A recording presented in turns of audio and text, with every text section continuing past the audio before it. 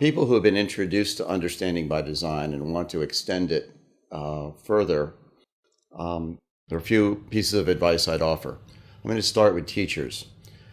Understanding by design is, I believe, a rich and effective planning framework for planning from curriculum standards or national curriculum or achievement outcomes. But it's not a simple planning framework. And when people get into it, they realized it's not easy necessarily. So my advice accordingly is for teachers to think big, start small, and go for an early win. And by that I mean, think big. If you like the Understanding by Design framework, think about maybe 2-3 years from now that you want most of your teaching planned in this way. But start small. This is hard to do. It's hard to do well. And so don't kill yourself. Start with maybe 1 or 2 units a year. If possible, work with a colleague or a team. Try your unit out, revise it based on how it works and what didn't work. And you will find that in so doing, you'll better understand the process. The next unit you develop will be easier. And over time, it will become a way of thinking. The go for the early win part of my advice is to suggest that as a teacher, don't pick your toughest unit or a brand new one you've never taught or one you really don't like. Pick your favorite, pick a unit that has really worked for you in the past. Use Understanding by Design to embellish and enhance it.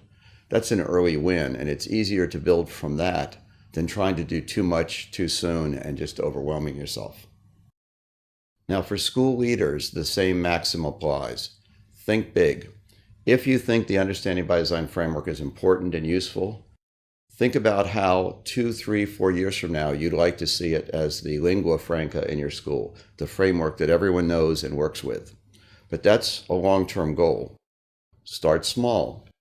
So invite a small group of teachers to try their hand at planning a UBD unit. Let them do it in a team if at all possible. Maybe you even get a substitute or release day for them to work on it and let them try it out. Having a small number of teachers try out UBD and get comfortable with it and see its value will then help you sell it to larger groups. So think big with a long-term goal for your school. Start small, start with volunteers or a small group, and go for an early win. Invite the people who you think will like this, who resonate with this kind of teaching and planning, and who are open and interested in trying new things. One of the best ways of killing UBD at the school level is for a school leader to mandate it for everyone without proper training, support, or rationale of why we're doing this.